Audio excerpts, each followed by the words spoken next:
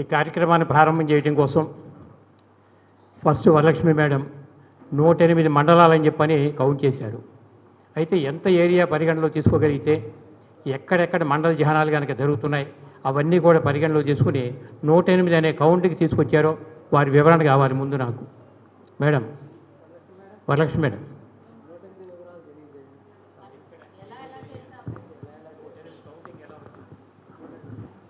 అందరికీ నమస్కారం అండి. నా పేరు వరలక్ష్మి. నాది ధ్యానం అనేది ఫస్ట్ అనేది బీజం పడింది విజయవాడ అండి. మాది సింగినగర్. విజయవాడలో నా 10th పూర్తయిన తర్వాత అక్కడ చెన్నకేశ్వర గారు అని ఆ ఇంటి దగ్గరలో మేము ఉన్నాము. అప్పుడు అంకుల్ గారు అలా పిరమిడ్లో ధ్యానం జరుగుతూ ఉండేది. పిల్లలతో పాటు ఆడతాయిగా నేను అక్కడికి వెళ్ళి అక్కడ ధ్యానం అనేది నాకు పరిచయం అయింది. అక్కడ ధ్యానం అనేది పత్రిజీ గారు అని నాకు అసలు ఏం తెలియదండి.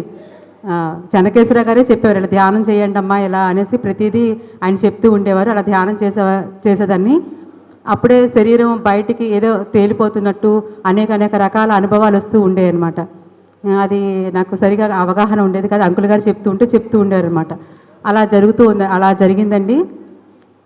పత్రిజీ గారితో ట్రెక్కింగ్ కూడా విజయవాడలో చేశాము. కానీ అప్పుడు ఆ గురువు యొక్క విశేషం కానీ ఆ గురువు యొక్క అంటే అంతటి మహానుభావుడు అనేసి నాకు అప్పుడు తెలియదండి. అప్పుడు అంటే ఆ జ్ఞానం అంతవరకే ఉంది నాకు అప్పుడు. తర్వాత మ్యారేజ్ అయిపోయింది. మ్యారేజ్ అయిపోయిన తర్వాత ఇంకా పిల్లలు వీటిల్లో సంసారంలో ఇంకా నేను ఉండిపోయాను అనమాట. అయితే ధ్యానం అనేది మరుగున పడిపోయింది. అయిపోయిన తర్వాత ధ్యానం మళ్ళీ చెన్నకేశ్వర గారు మళ్ళీ ఫోన్ చేసి నువ్వు ధ్యానం మళ్ళీ మొదలు పెట్టాలి వరలక్ష్మి, ఎప్పుడు చూసినా జ్వరం అంటున్నావు కదమ్మా ధ్యానం చేయమ్మా అన్నారు. 2018లో గట్టిగా పట్టుకున్నానండి ధ్యానం అనేది. 2018లో ధ్యానం ఎప్పుడైతే పట్టుకున్నానో నాకు అర్థమైందనమాట. అంటే ఎంతోమంది ధ్యానం చేసే కొద్దీ కూడా మాస్టర్స్ రావడం, మాస్టర్స్ నాతో మాట్లాడటం ప్రత్యక్షంగా అనమాట. ఎందుకంటే స్వయ అనుభవం పూర్వకంగా నేను తెలుసుకున్నాను. ఫిజికల్గా రమణ మహర్షి ఫిజికల్గా వచ్చారనమాట. నాకు జ్వరం అంటే ఆపరేషన్ పిల్లలు పుట్టిన తర్వాత నాకు కొంచెం వీక్ అయ్యాను. వీక్ అయ్యేసరికి జ్వరం వస్తూ ఉండేదన్నమాట. నెలలో ఒక 4-5-6 సార్లు వస్తూ ఉండేది. హాస్పిటల్కి వెళ్ళడం, ఇంజక్షన్ చేయించుకోవడం, మందులు వేసుకోవడం, మా వారు ఇదే పని అనమాట. కానీ జ్వరం తగ్గేది కాదు. అప్పుడు చెన్నకేశ్వర గారు మళ్ళీ ఎప్పుడైతే ధ్యానం చెప్పారో ధ్యానం మొదలుపెట్టి చేస్తూనే కొద్దీ ఒకరోజు మాత్రం విపరీతమైన జ్వరం వచ్చేసిందండి. అసలు తట్టుకోలేకపోయాను అనమాట. అయితే మా వారు నైట్ 1 గంటకి డ్యూటీ నుంచి వచ్చారు. రాగానే ఏంటి ఇంత జ్వరం వచ్చేస్తుందంటే లేదండి బాగా నాకు ఎందుకనో తెలీదు బాగా విపరీతంగా ఉందనేసరికి సరే రేపు డాక్టర్ని మార్చుదాం అయితే అనేసి అన్నారు. అనేసరికి ఇంకా ఆయన పడుకున్నారండి. మీరు పడుకునేసరికి నాకు ఆ హీట్కి నిద్ర రావడం లేదు. నిద్ర రాకపోతే నేను అలానే నేను ధ్యానం చేసుకొని ఉంటాను, మీరు పడుకోండి అనేసరికి ఆయన పడుకున్నారు. నేను ధ్యానంలో ఫోన్ పెట్టుకున్నానండి. ఫోన్ రమణ మహర్షి జీవిత చరిత్ర వస్తుందన్నమాట. నాకు ఆ రమణ మహర్షి జీవిత చరిత్ర కానీ అవి నాకు తెలియదు అసలు. ఎందుకని ఫోన్ నొక్కగానే రమణ మహర్షి జీవిత చరిత్ర రాగానే అది పెట్టుకొని కళ్ళు మూసుకొని నైట్ 1 గంటకి నేను ధ్యానం చేస్తాను. ధ్యానం చేసేసరికి కాసేపటికి ఎవరో వచ్చి నా ముందుకు వచ్చి తచ్చాడుతున్నట్టు అనిపించిందండి, ఏదో ఆకారం వచ్చినట్టు. కానీ నాకు అర్థం కాలేదు అప్పుడు. అయితే కాసేపటికి రమణ మహర్షి అక్కడ ఎవరో మనిషి వచ్చి చెప్తున్నట్టు ఆయన జీవిత చరిత్ర అంతా కూడా ఎవరో చెప్తున్నట్టు మాటలు వినిపించాయండి. ఆ ఫోన్ కాదు, అది ఫోన్ కాకుండా ఫిజికల్గా వచ్చి నాకు ఎదుట కూర్చొని చెప్పినట్టే అనుభూతి వచ్చింది. అనుభూతి రాగానే ఆ కాసేపటికి ఏంటంటే ఒళ్ళంతా చల్లబడిపోయింది. ఒంట్లో ఉన్న ఆ నీరంతా కూడా పోతుందన్నమాట. వేడంతా నీరు రూపంలో చెమట రూపంలో బయటకు వచ్చేసరికి ఆ యొక్క కాంతులు అయితే రమణ మహర్షి చెప్తున్నారన్నమాట. అప్పా అనేసి శివలింగాన్ని పట్టుకుంటే నేను అక్కడ రమణ మహర్షిని అయిపోయి అప్పా అనేసి నేను అక్కడ ఏడ్చేస్తున్నానండి. శివలింగాన్ని పట్టుకొని అక్కడ నేను ఏడ్చేస్తున్నా. అయితే ఒక దగ్గర ఆవు దగ్గర చెప్తున్నారన్నమాట. ఆవుకు దెబ్బ తగిలిందనేసరికి తగిలిందమ్మా అనేసి నేను అక్కడ ఫీల్ అవుతున్నా. అంటే నేను అక్కడ అయిపోతున్నా. నాకు అది ఏం అర్థం కాలేదు అప్పుడు. అయితే జ్వరం తగ్గిందండి. తెల్లారు అయిపోయింది. 7 వరకు ధ్యానంలోనే ఉన్నాను. తెల్లారు అయిపోయింది. లేచి పిల్లలకి బాక్సులు కట్టేసి స్కూల్ పంపించిన తర్వాత మా వారు హాస్పిటల్కి తీసుకెళ్తున్నాడు అనేసరికి వద్దండి జ్వరం ఏదో నాకు ఏంటో కొండంత వెలుగులా బలంలా వచ్చేసింది. నైట్ అంతా ధ్యానం చేసరికి ఏదో తీసేసినట్టు అనిపించిందండి. చాలా అనుభూతిగా ఉంది, చాలా బాగుందండి, ఉత్సాహంగా ఉంది. ఇప్పుడు జ్వరం హాస్పిటల్కి అవసరం లేదు అనేసరికి నువ్వు అలాగే అంటావు నడు అనేసరికి వద్దు అనేసారు అనమాట. సరే అనేసి ఆయన డ్యూటీకి వెళ్ళిపోయారు. వెళ్ళిపోయిన తర్వాత అండి మేము రెండో ఫ్లోర్ ఫస్ట్ ఫ్లోర్లో ఉంటాం. ఫస్ట్ ఫ్లోర్లో నుంచున్న పక్కింటి ఆంటీతో కింద నుంచి మాట్లాడుతున్నాను. ఒక కాషాయ వస్త్రం ధరించి ఒక ఆయన వెళ్తున్నారనమాట. అక్కడ మా రోడ్లో వెళ్తుంటే అక్కడ అమ్మ తగ్గిందా అని అడిగారు. అడిగేసరికి నేను కూడా ఏంటో పిచ్చిదల్లా తగ్గిందన్న, తగ్గిందమ్మా అనేసి అడిగేసిన తర్వాత అప్పుడు తల ఇలా ఊపి రెండు చేతులు కూడా ఇలా పైకి ఇలా పెట్టారండి. రెండు చేతులు ఇలా ఆశీర్వదిస్తారు చూడండి, ఇలా రెండు చేతులు పైకి ఇలా ఎత్తి ఇలా ఏంటంటో ఒక 5 నిమిషాలు చదివారండి. చదివేసరికి నాకు అర్థం కాలే, ఏమో భోజనానికి ఏమో నా దగ్గరకు ఇలా వచ్చారేమో భోజనం కోసమేమో అనుకునేసరికి సరే అమ్మ ఆగనేసి ఇంకా సరే కిందకి ఆయన నన్ను చదివేసి వెళ్ళిపోయేసరికి నేను గబగబా భోజనం ఏమో ఆయనకంటే భోజనం తీసుకెళ్ళేసరికి అక్కడెక్కడ మాయమైపోయారండి, లేరండి. రోడ్డు చివరి వరకు ఇటు చూసా అటు చూసా ఎక్కడా లేరు.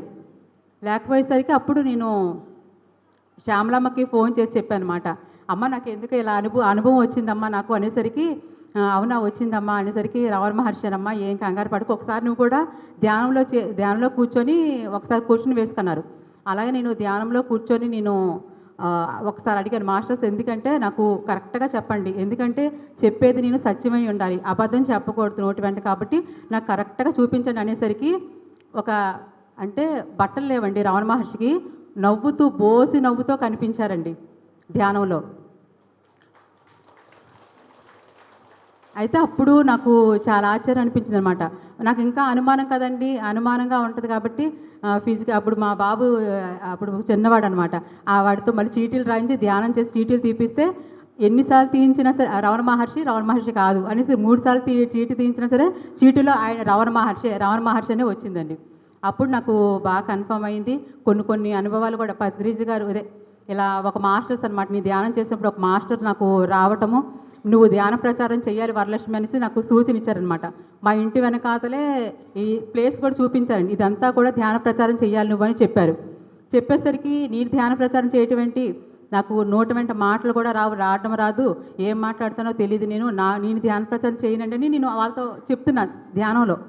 చెప్పేసరికి లేదు మేము ఉన్నాం కదా, మేము చూసుకుంటాం, నువ్వు ధ్యాన ప్రచారం చెయ్యాలి అంతే, మేము ఉన్నాం కదా అని వాళ్ళు చెప్తున్నారు. చెప్పేసరికి మళ్ళీ శ్యామలమ్మకు ఫోన్ చేసి అమ్మ ఇలా అంటున్నారమ్మా ఏంటనేసరికి నీకెందుకు అమ్మా వాళ్ళు చూసుకుంటారుగా నీకెందుకు అన్నారు. సరే అమ్మ అయితే అనేసి వాళ్ళే మాస్టర్స్ ఎవరైతే చూపించారో రోడ్డు మా ఇంటి వెనకాల చూపించారండి. అక్కడికి వెళ్ళి ఆ రోడ్డు వెంట వెళ్ళేసరికి మా ఇంటి వెనకాతలే స్కూల్ ఉంది. ఆ స్కూల్ దగ్గరికి వెళ్ళి అక్కడ మాస్టర్స్ వాళ్ళ స్కూల్లో పర్మిషన్ అడిగా, మేడం పిల్లలకి నేను ధ్యానం నేర్పిస్తానని అనేసరికి అమ్మ ఇది మున్సిపల్ స్కూల్ కదా, నువ్వు ఎలా పడితే అలా నేర్పించడం కుదరదు, అక్కడ మున్సిపల్ ఆఫీస్లో మేము మాట్లాడిన తర్వాత మీకు పర్మిషన్ ఇస్తేనే నువ్వు చెయ్యాలన్నారు. సరే అండి అనేసరికి మళ్ళీ ఆగనేసి వెంటనే అనమాట ఆ మేడం ఫోన్ చేయడం, మున్సిపల్ ఆఫీస్ ఫోన్ చేసి ఒక మేడం వచ్చారండి పిల్లలకి ధ్యానం నేర్పిస్తారంట అనేసరికి ఓకే నేర్పించండి అమ్మ, ధ్యానం చాలా మంచిది పిల్లలకి, ఎవరు వచ్చినా స్క్వాడ్ వస్తే మేము చూసుకుంటాం, మీరు నేర్పించండి అమ్మ అనేసి వెంటనే పర్మిషన్ ఇచ్చారండి. వెళ్ళిన అరగంటకే చూడండి మాస్టర్స్ అక్కడ ఒక పరికరంలా ఉన్నాను అంతే కనిపిస్తున్నాను. అయితే అక్కడ పిల్లలందరినీ కూర్చోబెట్టి అక్కడ ధ్యానంలో కూర్చోబెట్టి వాళ్ళు వేలు పెట్టుకొని ఎలా చెప్పారు నాకు అర్థం కాదని క్లాసు, కానీ బాగా చెప్పారు మేడం, మీరు ప్రతిరోజు వస్తారా, వచ్చి మధ్యాహ్నం పూట మీకు ఒక పీరియడ్ ఇస్తాము చేయిస్తారనేసరికి అలాగే మేడం అనేసి నాకు కూడా చాలా బాగుంది అనేసరికి అలాగే ప్రతిరోజు చేయించానండి. చేయించేసిన తర్వాత ఇంకా ఊరుకోదు కదండి మనసు, మా చుట్టుపక్కల మా పిల్లల స్కూల్ పక్కకు వెళ్ళి అక్కడ న్యూ జనరేషన్ స్కూల్ అని పెద్ద స్కూల్ ఉందన్నమాట. ఫస్ట్ అక్కడికి వెళ్ళి పర్మిషన్ అడగడం, అడిగేసరికి 100 మంది పిల్లలు, అంటే నువ్వు ఎలా చెప్తావు, ఇంకెవరైనా వస్తారా పెద్దలు నువ్వే చెప్తావమ్మా అనేసరికి నేనే చెప్తానండి అనేసరికి న్యూ జనరేషన్ స్కూల్లో 100 మందికి ముందు పర్మిషన్ ఇచ్చారండి. చెప్పేసరికి 100 మంది పిల్లలు అసెంబ్లీలో కూర్చోబెట్టి చెప్పేసరికి వాళ్ళమ్మో చాలా బాగా చెప్తున్నావమ్మా అనేసి అన్నారు. నేను అక్కడ ఏం చెప్పలేదండి, ఆ మాట సబ్జెక్ట్ కానీ ఏదైనా నాకు మళ్ళీ చెప్పమన్నా నాకు రాలా, అక్కడ నుంచున్నదాన్ని ఎలా చెప్పేసేదాన్ని. తర్వాత బాగా చెప్తున్నావమ్మా మళ్ళీ నీకు బుధవారం క్లాస్ ఇస్తామనేసి 500 మందికి పిల్లలకి ధ్యానం చెప్పడానికి పర్మిషన్ ఇచ్చారండి.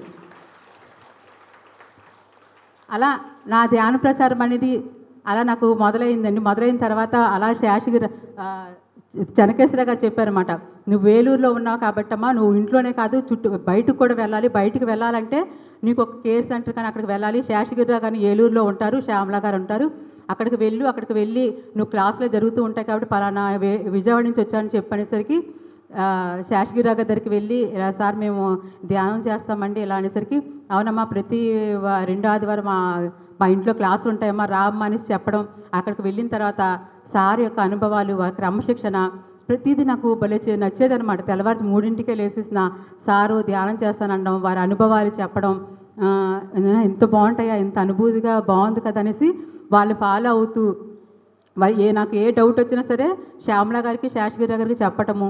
అలా చెప్పే కొద్దీ నాకు ఇంకా మా ఇంటి దగ్గర మా ఏరియాలోనే ప్రతి ఆదివారం 3 to 4 అండి, 3 to 4 అక్కడ క్లాస్ పెట్టేవారు.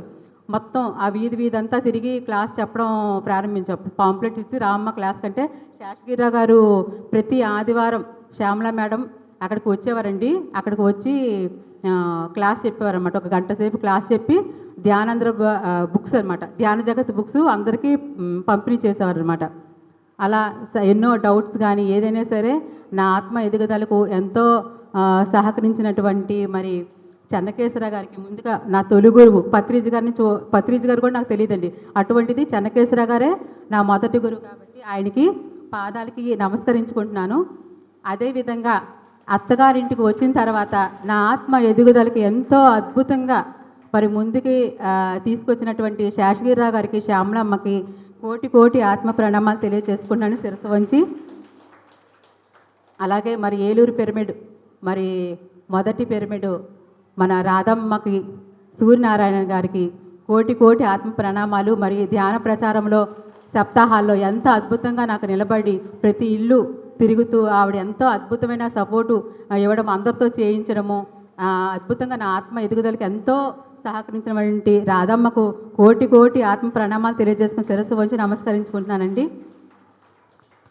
అలా ప్రతి ఒక్కరు ఒక్కొక్క గురువు నాకు ఎంతో అద్భుతంగా నాకు సహకరించడం వల్ల నేను ఇలా రావడం జరిగింది. అలా ఇప్పుడు ఏంటంటే 108 శ్యామలమ్మ దేవాలయాలే ధ్యానాలయాలు అనేసి 11 దేవాలయాలు 11 రోజులు ధ్యానం పెట్టారు. అప్పుడు పెట్టినప్పుడు మేము కూడా వర్క్ చేసేవారనమాట. ఆవిడతో పాటు తిరుగుతూ ఉన్నారు. తిరిగేటప్పుడు అయిపోయిన తర్వాత అప్పుడు నాకు అవి అయిపోతున్నాయనే టైంలోనే నాకు మళ్ళీ ధ్యానంలో మెసేజ్ వచ్చిందండి, నువ్వు 108 ఇల్లు చెయ్యి అనేసి. అమ్మ నేను 108 ఇల్లు తిరగడం ఏంటి, నేను చేయలేని మొత్తం తిరగలేను, నాకు తెలియదు, ఎందుకంటే బయటికి వెళ్ళి నాకు సరిగా అన్ని వీళ్ళు తెలియదు అనేసరికి లేదు నువ్వు చెయ్యి అనేసి నాకు ఎన్నర్ నుంచి మళ్ళీ రావటము అయ్యేసరికి వెంటనే శ్యామలమ్మకి ఫోన్ చేసి అమ్మ నాకు 108 ఇల్లు పెట్టాలనిపిస్తుందమ్మా, లోపల నుంచి ఎందుకో ఎన్నర్ నుంచి వస్తుంది అనేసరికి పెట్టమ్మా చెయ్యమ్మా అద్భుతంగా చెయ్యి అనేసి చెప్పడము 108 ఇల్లు స్టార్ట్ చేసామండి. ఏలూరులో నలుమూలల ఒక్కొక్క ఇంటికి తిరగడం జరిగింది.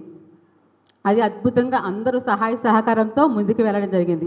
108 ఇల్లు అయిపోయిన తర్వాత 108 సప్తాహాలండి, అంటే 7 రోజులు ఒక ఏలూరే కాకుండా చుట్టుపక్కల గ్రామాలు, అంటే ఒక అడుగు స్టెప్ ముందుకు వెళ్ళామన్నమాట. చుట్టుపక్కల గ్రామాలు అన్నీ తిరిగామన్నమాట. తిరిగేసి అక్కడ 7 రోజులు పెట్టడం జరిగింది. తర్వాత 108 సప్తాహాలు అయిపోయిన తర్వాత 108 41 రోజులండి. ఇది ఏలూరే కాకుండా చుట్టుపక్కలే కాకుండా మొత్తం అనంతపురం జిల్లా, ఖమ్మం, మళ్ళీ మొత్తం అన్ని ఊర్లండి, అన్ని ఊర్లు కూడా ఈ మనం ఎప్పుడైతే ప్లేయర్ చూసారో ఇలా ఏ ఊరి వారిని యజ్ఞంలో భాగస్వాములు అవ్వచ్చు అని ఎప్పుడైతే పెట్టామో ప్రతి ఒక్క ఊరి వారు కూడా మేము కూడా యజ్ఞంలో భాగస్వాములు అవుతాం అనేసి చాలా స్పీడ్గా మనమాట అన్ని కేర్ సెంటర్ వాళ్ళు అందరూ కూడా అనంతపురం జిల్లా మొత్తం ఉన్న అన్ని ఊర్ల వారు కూడా సహకరించడం అద్భుతంగా ఇదైందండి. అంటే చూడండి, అంటే మనం ఒక్కటే పరిమితి నాకు నా వర్క్ చేసినప్పుడు అదే అనిపించిందండి. ఒక ఏలూరని గిరిగీసుకోకుండా ఉండకుండా ఒక్కొక్క స్టెప్ ఎక్కడ తీసుకెళ్ళిందండి, మొత్తం ప్రపంచమంతా విశ్వమంతా మనదే, అంతా వర్క్ చేయాల్సింది ఉందనేసి నాకు అర్థమైందనమాట. అది అలా ఎక్స్పీరియన్స్ నాకు అనుభూతి కలిగిందండి. అలా ఇప్పుడు ఏ ఊరు వెళ్ళినా మా అమ్మ అంటూ ఉండేది, నువ్వేం సాధిద్దాం అనుకుంటున్నావు, ఎన్ని ధ్యాన ప్రచారం 2 సంవత్సరాలు చాలా తిరుగుతున్నావు, కుటుంబాల్లో ఏమీ లేవు, ఏం సాధిస్తున్నావు, 1 రూపాయి కలిసి వస్తుందా ఏంటనింది. కానీ ఇప్పుడు ఎవరు ఫోన్ చేసినా సరే, ఏ ఊరు ఫోన్ చేసినారంటే అమ్మ మేడం బాగున్నారా, అమ్మ మీరు వస్తారా, మా ఊరు వస్తారమ్మా అనేసి ఎంత ఆత్మీయంగా పలకరిస్తున్నారండి. మిత్రత్వాన్ని సంపాదించుకున్నానండి. నా ఆత్మకి ఎంతో తృప్తిని కలిగించే మిత్రుల్ని సంపాదించుకున్నాను. అక్కడ అనంతపురం జిల్లా కానీ పామూరు నుంచి మా కేర్ సెంటర్ ఫోన్ చేసి మేడం మీరు వస్తే కనుక ఒక క్లాస్ పెడతామమ్మా రా అమ్మ అనేసి ఎంత ప్రేమతో వాళ్ళందరూ కూడా పలకరిస్తారు. అంటే ఏ ఊరు వెళ్ళినా సరే ఆదరించి ఒక ఇంట్లో ఒక పూట భోజనం తినేంత మిత్రత్వాన్ని సంపాదించుకున్నాననేసి మరి పిఎంసి ద్వారా మా అమ్మకు తెలియజేసుకుంటున్నాను. అమ్మ, నువ్వు చూస్తే కనుక ఇది చూస్తే నీకు అర్థమవుతుంది. ఎందుకని ఏమి సాధించావు, ఏమి ఉద్ధరిద్దామనేసి ఎన్ని చేస్తున్నావు అన్నావు. ఇది చూసావా, నాకు ఎంతమంది మిత్రులు దొరికారు, ఎంతమంది స్నేహితులు సంపాదించుకున్నావు. అది నా గురువు లక్ష్యం ఏదైతే ఉందండి, మళ్ళీ చెప్తున్నాను, నా గురువు లక్ష్యం ఏదైతే ఉందో ధ్యాన జగత్, శాకాహార జగత్, పిరమిడ్ జగత్కి మనస వాచ కర్మణ త్రికరణ శుద్ధిగా నా శ్వాస ఉన్నంత వరకు కూడా నేను ఈ వర్క్ చేస్తూనే ఉంటానండి. ఎందుకంటే నా జన్మ లక్ష్యం నాకు తెలిసిపోయింది.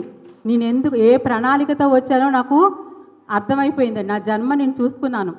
అంటే 41 రోజులు మౌనం ఉన్నాను ఫస్ట్ టైము. అప్పుడే నాకు జన్మ ప్రణాళిక ఏంటి, ఎందుకు నాకు పత్రిజీ గారి లక్ష్యం, ఈ లక్ష్యానికి ఆయన లక్ష్యానికి నేనెందుకు అంత తప్పించిపోతున్నాను, నేనెందుకు నాకు అందరిలాగే నా కుటుంబం నా పిల్లలు అనుకోవచ్చు కదా, ఆయన లక్ష్యానికి నేనెందుకు అంత తప్పించిపోతున్నాను అనేసి అప్పుడు నేను క్వశ్చన్ వేసుకొని, నేను ధ్యానంలో క్వశ్చన్ వేసుకున్నప్పుడు నాకు అర్థమైందనమాట. 200-500 సంవత్సరాల క్రితమే గౌతమ బుద్ధుడి దగ్గర ఆ రోజుల్లోనే పత్రిజీ గారితో ఎన్నో జన్మలుగా నేను చూసుకున్నాను అనమాట. అప్పటి నుంచి ఉన్నానని నాకు అర్థమైంది. అందుకని ఈ జన్మ ఆయనతో, ఆయన మహాభాగ్యం, ఆయన లక్ష్యంలో భాగంగా, ఆయన లక్ష్య సాధనలో నేను రావడం, నా జన్మ ప్రణాళిక తెలుసుకోవడం నాకు ఎంతో అద్భుతం అండి. నాకు చాలా చాలా ఆనందంగా ఉందన్నమాట. అంటే భర్త కాదు, పిల్లలు కాదు, ఎవ్వరూ మనతో రారు, ఇదంతా శాశ్వతం కాదు అని నాకు చాలా క్లియర్గా అర్థమైపోయింది మరి. ఇదంతా నాటకం, నేను వచ్చిన పని చాలా చాలా క్లియర్గా నాకు అర్థమైపోయింది. నా డ్యూటీ అర్థమైపోయింది. కాబట్టి నాకు 1 గంట నా భర్త పర్మిషన్ ఇవ్వడం, నా భర్తకి, నా కుటుంబ సభ్యులకి నేను వాళ్ళ పాదాలకు నమస్కరించుకుంటున్నానండి. ఎందుకంటే మా అత్తగారు కానీ, ఆడపడుచులు మొత్తం మా పుట్టింటి తరపులు కానీ అందరూ అంటారు, శ్రీను ఎందుకు అలా పంపిస్తున్నావు దాన్ని అసలు బయటికి, అసలు ఏమి ఉద్ధరిద్దామని రూపాయి కలిసి వస్తుంది, అసలు ఏమి సాధిస్తుంది అసలు అనేసి అంటూ ఉంటారు. కానీ ఆయన మాత్రం ఒకే మాట అంటారండి, దానికి ఇష్టం ఏది, బంగారం అడగదు, చీరలు అడగదు, ఏమి అడగదమ్మా, అది అసలు ఏమి అడిగిద్ది, కానీ 1 గంట ధ్యానంకు బయటికి వెళ్ళి వస్తాను, ఆ ఒక్క మాట అడిగిద్దమ్మా, దాని సంతోషాన్ని ఇచ్చేద్దామమ్మా అనేసి అంటాడండి నా భర్త. అందరికీ సమాధానం చెప్తాడనమాట, నీ సమాధానం చెప్పను. శ్రీనివాసరా,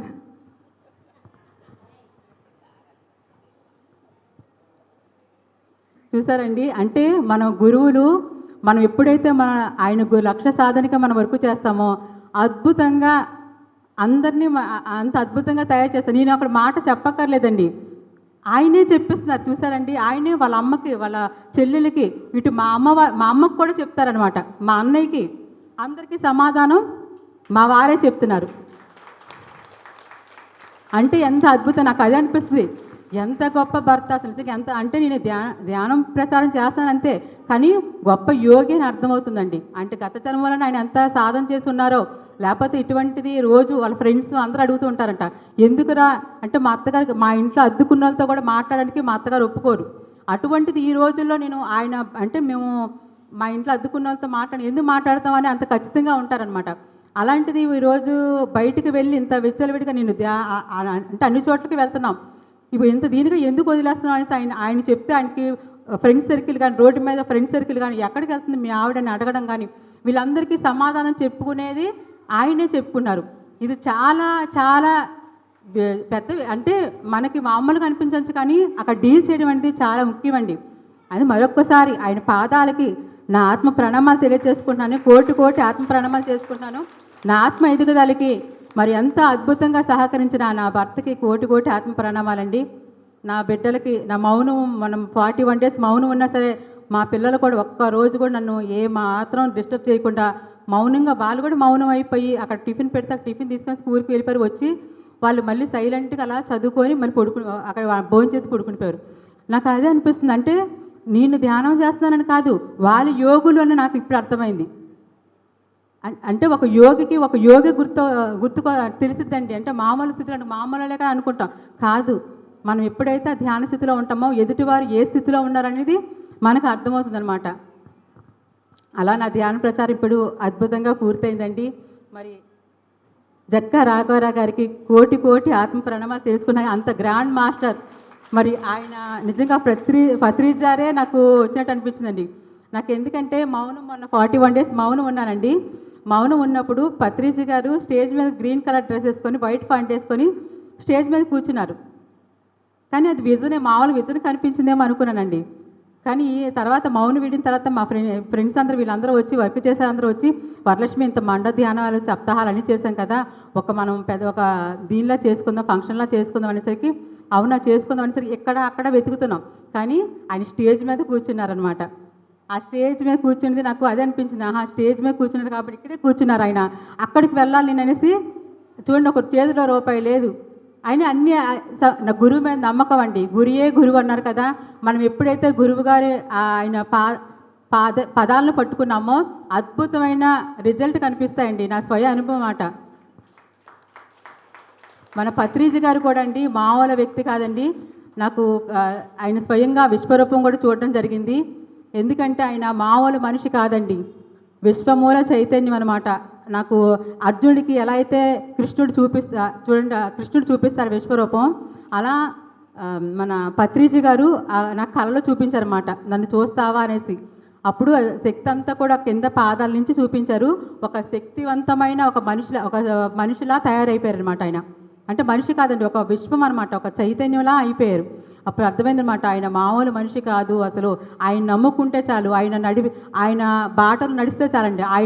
నేను చేసేది ఆయన యూట్యూబ్లు మాత్రమే వింటాను. ఆయన ఎలా అయితే ప్రవర్తిస్తున్నాడు, ఎలా అయితే చూస్తున్నారు, ఎలా అయితే ఉంటున్నారు, ఎలా అయితే మాట్లాడుతున్నారు, ఆయన ఎలా అయితే ప్రేమతత్వాన్ని అది నేర్చుకుంటున్నానండి. ఏ గురువు దగ్గరికి మనం వెళ్ళక్కర్లా, గురియే గురువు, నీ శ్వాసే గురువు అని చెప్పాడు ఆయన. ఎన్నో పుస్తకాలు చదివి ఎన్నో చేశారు కాబట్టి నాకు స్ఫూర్తిదాయకంగా నా తల్లి, తండ్రి, గురువు, దైవం అన్నీ ఆయనేనండి. ఈ జన్మకు కానీ వచ్చే జన్మ ఉన్నా సరే నాకు ఆయనే గురువు. ఆ గురువుకి ఎంత చెప్పినా రుణం తీర్చుకోలేము. ఆ గురువు లక్ష్యం ఏదైతే ఉందో ధ్యాన జగత్కి, శాకాహార జగత్కి, పిరమిడ్ జగత్కి అద్భుతంగా నేను మనసా వాచ కర్మను త్రికరణ శుద్ధిగా నా పని, ఒక పత్రిక గారు నాకు మొన్న మెసేజ్ ఇచ్చారనమాట, నీ పని ధ్యానంలో కూర్చోబెట్టడమే, ఇదే నీ పని అన్నారనమాట. అంటే నేను ధ్యాన ప్రచారం చేయమని అంటే కొన్ని ఉంటాయి అనుకుంటండి, వర్క్స్ చేయాల్సినవి ఉంటాయేమో ఒక్కొక్క మనిషికి. నాకైతే ధ్యాన ప్రచారం చేయడమని చెప్పడం మెసేజ్ రావడం జరిగింది. దీని తర్వాత కూడా నాకు 108 చోట్ల 108 శాకాహార ర్యాలీలు చేద్దాం అనుకుంటున్నానండి. 41 రోజులు అయిపోయినాయి కదండి. 108 చోట్ల 108 ఒక 108 కాదండి, 108 శాకాహార ర్యాలీలు. మన గురువు గారి సంకల్పం మహాకరుణ శాకాహారం. ప్రతి ఊరు కూడా మనమే బాగు చేస్తారు, ప్రతి ఊర్లో వాళ్ళు కూడా ఈ యజ్ఞంలో భాగస్వాములు అవ్వాలండి. మనందరం కూడా పత్రిజీగా గురువు గారి లక్ష్య సాధనగా మన వర్క్ చేయాలండి. భూమి మీదకి వచ్చింది మనందరం కూడా దీనికోసమే. మాయలో పడిపోయి ఇటు అటు వెళ్లకుండా అద్భుతంగా మనం వెళ్తే చాలు, మన జీవితాలన్నీ అద్భుతంగా ఉంటాయండి. నా స్వయ అనుభవం అన్నమాట. అలాగే మళ్ళీ 108 చోట్ల 365 రోజులండి ధ్యానాలు. ప్రతి ఇంట్లో కూడా కేర్ సెంటర్లో కూడా 108 365 రోజులు. శాకాహార ర్యాలీలో 108 చోట్ల ఇవి జరుగుతాయి. ధ్యానాలు కూడా ప్రతి చోట కూడా ధ్యానాలు జరగాలని ఒక సంకల్పం. అంటే బయటికి రాని ఆడవాళ్ళు ఉంటారండి, శాకాహార ర్యాలీకి రాని వాళ్ళు ఆడవాళ్ళు ఉంటారు, వాళ్ళ కోసం 108 365 రోజులు కూడా పెట్టడం జరుగుతుందండి. ఇది ఏ ఊరి వారైనా పెట్టుకోవచ్చు. Thank you. ఇంత గొప్ప అవకాశం ఇచ్చినటువంటి నాకు బ్రహ్మ సుభాష్ పత్రిజీ గారికి కృతజ్ఞతలు. సార్కి కోటి ఆత్మ ప్రణామం. మేడం గారికి, వరలక్ష్మి గారికి మరోసారి మంచిగా ధన్యవాదాలు తెలియజేద్దాం అందరం కూడా.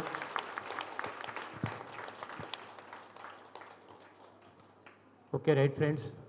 మరి నా పేరు జక్కా రాఘవరావు, విజయవాడ నుంచి రావడం జరిగింది.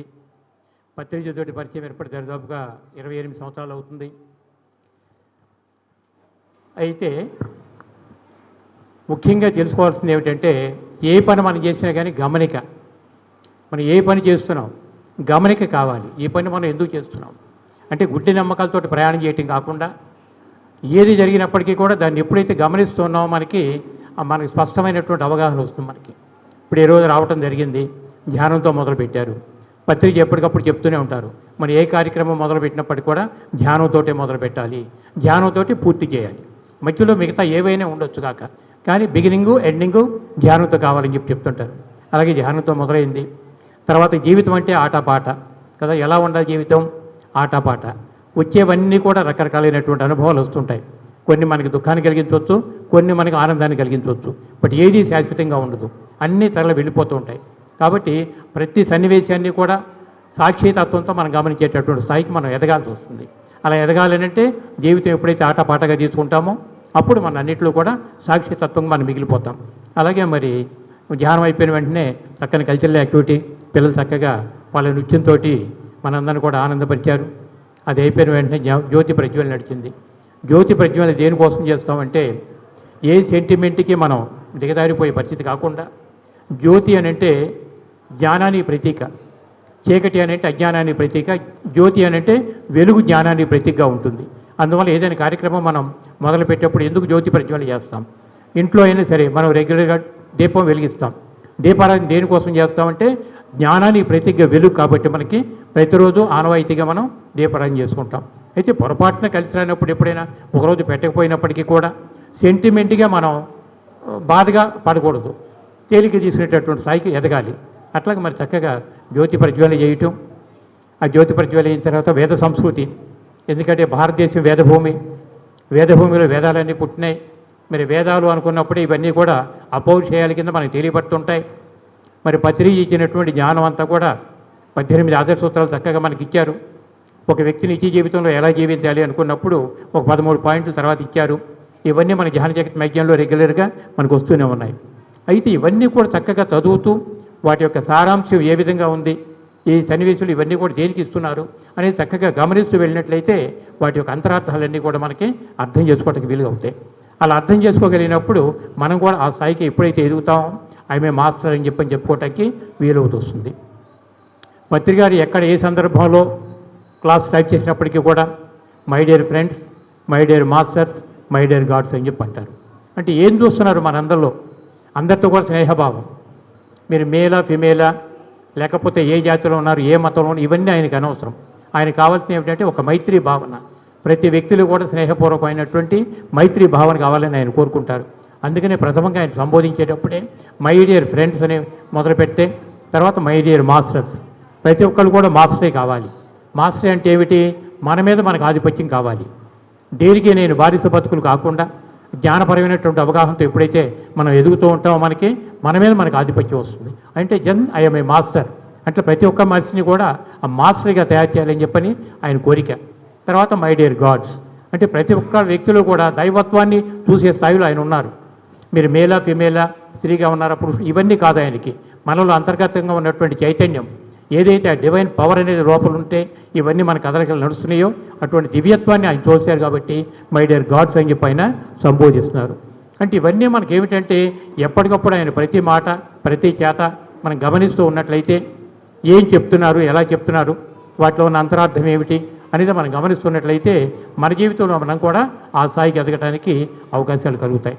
మరి అట్లా ఇప్పటివరకు అమ్మాయి చెప్పిందంటే ఆవిడ జీవిత అనుభవాలన్నీ కూడా చక్కగా చెప్పింది.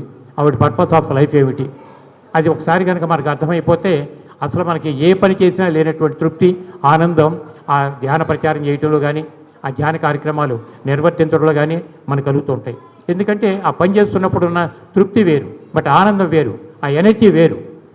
ఇప్పుడు ఎన్నో స్పిరిచువల్ ఆర్గనైజేషన్స్ నేను చూస్తున్నాం, మన పిరమిడ్ సొసైటీ మనం చూస్తున్నాం. మిగతా ఏ ఆర్గనైజేషన్లో ఏ వర్క్ చేయాలన్నప్పటికీ కూడా మన పెట్టుబడి ఎంత ఉందో చూసి పనిచేస్తుంటారు. కానీ పిఎస్ఎస్ మూవ్మెంట్లో నాకు తెలిసి ఎంతవరకు బడ్జెట్ని బట్టి పనిచేయటం అనేది ఇంతవరకు లేదు మనకి. ఎందుకంటే ఫస్ట్ మహాసంకల్పం, ఒక గట్టి సంకల్పం ఉండి ఈ పని నేను చేయాలి, ఈ యజ్ఞం నేను చేయాలి, ఈ పిరమిడ్ నేను నిర్మాణం చేయాలి, ఏదైనా ఒక సంకల్పం మనం అనుకుంటే తర్వాత నేచర్ విల్ సపోర్ట్, ఎట్లా ప్రకృతి అంతా మనకు సహాయం చేస్తుంది అనేది ఎంతోమంది జీవితాల్లో మనకి కనపడుతూ వస్తున్నాయి. ఇవన్నీ మనకి గమనిస్తుంటే అర్థమవుతుంటాయి. ఇప్పటికి 99లో మొదలుపెట్టిన యజ్ఞాలు చేయటం అనేది 99 నుంచి 2009 వరకు దాదాపు 11 సంవత్సరాలు ధ్యాన మహా యజ్ఞాలు నడిచినాయి. ఆఖరి యజ్ఞం శ్రీశైల యజ్ఞం నడిచింది. అట్లా విజయవాడలో యజ్ఞం చేసిన 2002, తర్వాత 2009లో శ్రీశైల యజ్ఞం అంతా కూడా విజయవాడ మా మిత్రబృందంతో కలిసే మేము నిర్వర్తించే చాలా అద్భుతంగా. తర్వాత అన్నారు ఇప్పటివరకు కష్టపడ్డాం, మనం పనిచేసాం, చాలు, యోగత్వంలో ఉన్నాం కాబట్టి మన పాత్ర నిర్వహించాం, ఇంకా రేపటి నుంచి వచ్చేవాళ్ళంతా కూడా కుబేర్లు వస్తారా, మనకి చక్రవర్తులు వస్తారా అని చెప్పారు. అట్లాగే 2012 నుండి చక్రవర్తులు రావటం, 2010 నుండి చక్రవర్తులు రావటం, అంటే బాగా కుబేరు డబ్బు ఉన్నటువంటి వాళ్ళంతా రావటం, ఏ కార్యక్రమం చేయాలని నిర్విఘ్నంగా వాళ్ళ చేతుల మీద వెళ్ళిపోవటం, అట్లా ధ్యానమహా చక్రం అనేది 2010లో మనకి బిగినైంది అమరావతిలో మనకి. తర్వాత ఇక సింహాచలం, కట్టాలు ఇవన్నీ మనకు తెలుసు. ఇవన్నీ పరంపర ఏమిటంటే మహానుభావులు భూప్రపంచమే జన్మ తీసుకున్నప్పుడే వాళ్ళ యొక్క ప్రణాళికాబద్ధంగా ఏమేం పనులు చేయటం భూమి మీదకి వస్తారో అలా వస్తుంటారు. అదంతా మనం చక్కగా అర్థం చేసుకున్నట్లయితే వారు ఇచ్చేటటువంటి జ్ఞానాన్ని మనం ఎప్పుడైతే పుణికి పుచ్చుకుంటామో తర్వాత గురువు మనకంటే భిన్నంగా లేరనే విషయం మనకు అర్థమవుతుంది. ఇప్పుడు వేదాలు చదివారు, వేద సంస్కృతి, వేదాలన్నింటిలో కూడా వేద మహావాక్యాలు ఉన్నాయి. అవన్నీ కూడా అహం బ్రహ్మస్మి, తత్వమసి కదా, ప్రజ్ఞానం బ్రహ్మ, మమాత్మ సర్వభూతాత్మ, ఇవన్నీ కూడా వేద మహావాక్యాలు. ఒక్కొక్క వేదం నుంచి ఒక్కొక్క మహావాక్యాన్ని తీసుకున్నట్టయితే మహానుభావులు మనకి అందించడం జరిగింది. వాటిల్లో అహం బ్రహ్మస్మి ఏంటంటే పత్రిక మై డియర్ గాడ్స్ అని మనందరూ సంబోధిస్తున్నారంటే మనం కూడా దాన్ని ఎట్లా చేసుకోవాలంటే అహం బ్రహ్మస్మి, నేనే బ్రహ్మయ్యి ఉన్నాను అనేది మనకి అనుభవానికి వచ్చేయాలి. ఎప్పుడైతే అనుభవానికి వచ్చేస్తామో మన జీవిత విధానం అంతా కూడా ఒక మాస్టర్గానే మన జీవితానికి వీలవుతూ వస్తుంటాయి. ఇవన్నీ ఎప్పుడు ఎట్లా తెలుస్తాయి మనకి? ప్రతి సన్నివేశం చక్కగా మనం గమనిస్తూ అందులో ఉన్నటువంటి అంతరార్థాలను చక్కగా మనం గ్రహిస్తూ ఉన్నప్పుడు మనం ఆ స్థాయికి ఎదుగుతూ ఉంటాం. మరి 18 ఆదర్శ సూత్రాలు మనకు ఉన్నాయంటే తక్కువైన విషయం కాదు. మిగతా ఆర్గనైజేషన్ అన్నింటిలో సిలబస్లు వేరువేరుగా ఉంటుంటాయి. ఇప్పుడు భౌతిక ప్రపంచంలో చూడండి, మనకి ఎన్నో ఆర్గనైజేషన్స్ ఉన్నాయి. ఆధ్యాత్మిక గురువులు ఎంతోమంది ఉన్నారు. గణపతి సచ్చిదానంద దగ్గరికి వెళ్తాం, ఒక రకమైన సిలబస్ ఉంటుంది. ఆర్ట్ ఆఫ్ లివింగ్ రవిశంకర్ దగ్గరికి వెళ్తాం, ఇంకో రకమైన సిలబస్ ఉంటుంది. జగ్గి వాసుదేవ్ ఈషా ఫౌండేషన్కి వెళ్తాం, అక్కడ సిలబస్ ఉంటుంది. అట్లా మన సొసైటీకి వచ్చేసరికి పిరమిడ్ సొసైటీలో మనకంతా కూడా 18 ఆదర్శ సూత్రాలు, తర్వాత జీవించే విధానాలు 13 పాయింట్లు, ఇవన్నీ కూడా మన సిలబస్గా మనం తీసుకోవాలి. ఎప్పుడైతే అవన్నీ జాగ్రత్తగా గమనించి ఆ స్థాయికి మనం ఎదగాలని కోరుకుంటామో అప్పుడు అహం బ్రహ్మస్మి అంటే ఏంటో మనం అర్థమైపోతుంది. నేను పిరమిడ్ మాస్టర్ అయ్యాను అని చెప్పాలంటే వీటన్నిటిని అధిగమించే స్థాయిలో మనమంతా కూడా ఉండాలి. అలా ఎదిగినప్పుడే ఈ జన్మలో ప్రణాళికాబద్ధంగా మనం భూమి మీదకి వచ్చామని కానీ ఆ ప్రణాళికలో మనం జీవిస్తున్నప్పుడు మనం ఎంత ఆనందాన్ని తృప్తి పొందుతో మనకు అర్థమవుతాయి.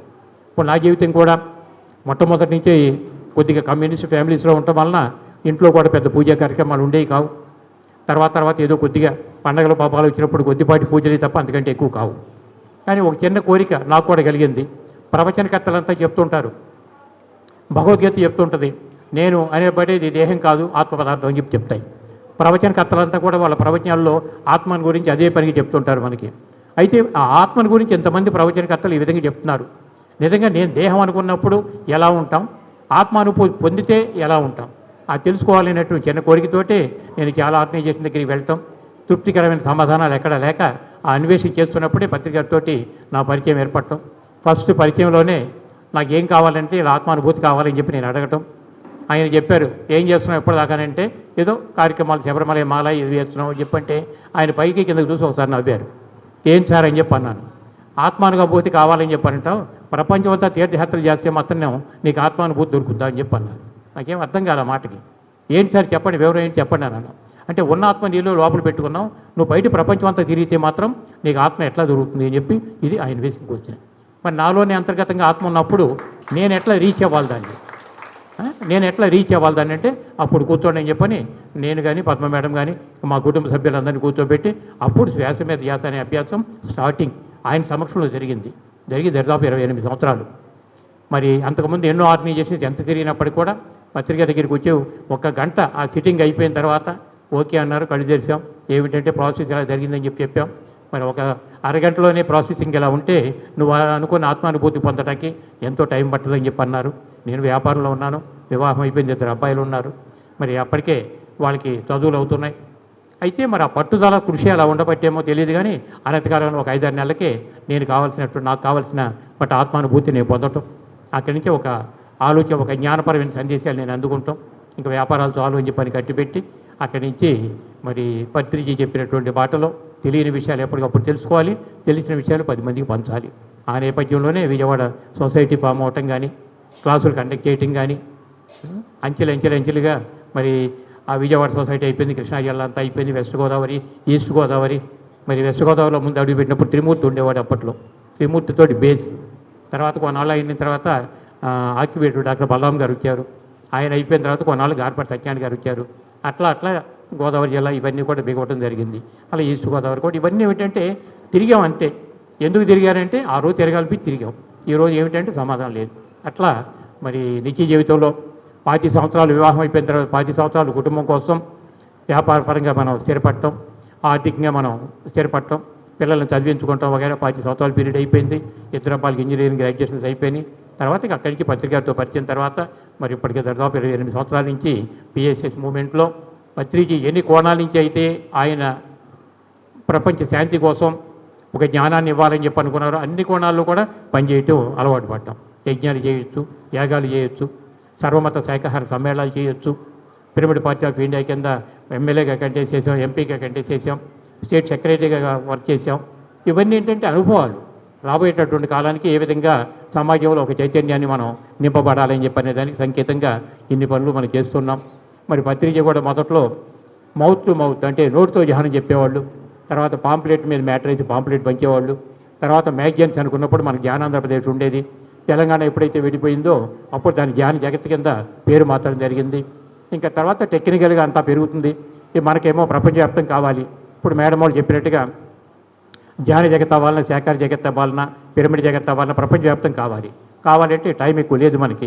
ఇవన్నీ తిరగాలంటే మనిషి వల్ల అవ్వదు కాబట్టి టెక్నికల్గా అడ్వాన్స్ అయింది కాబట్టి టెక్నాలజీని కూడా మనం అడ్డం పెట్టుకుని ప్రచారంలో దిగాలని తలంపు రావడంతో నాకు మంచి ఛానల్ కావాలని చెప్పన్నారు, యూట్యూబ్ ఛానల్ కావాలన్నారు. మరి అలా యూట్యూబ్ ఛానల్తో మొదలైనటువంటి మన పిఎంసి ఛానల్ ఈ రోజు దరిదాపుగా 7 సంవత్సరాలు పూర్తి చేసుకుని ఒక శాటిలైట్ ఛానల్ కింద వెళ్ళిపోయిందని అంటే గురువుల యొక్క విజన్ ఏ స్థాయిలో ఉంటుందో మనకు అర్థమవుతుంది. మరి ఇప్పుడు అలాగే ఒక ఛానల్ పనిచేయాలంటే తక్కువైన విషయం కాదు. ఇవాళ పిఎంసి ఛానల్ తెలుగు ఛానల్లో దాదాపు 80 మంది ఎంప్లాయీస్ పనిచేస్తున్నారు. 4 ఫ్లోర్లు బంజారా హిల్స్లో రోడ్ నెంబర్ 10లో 4 ఫ్లోర్లు గద్దెలు కట్టాలి. బోలంత ఖర్చుతో కూడుకున్నటువంటి పని.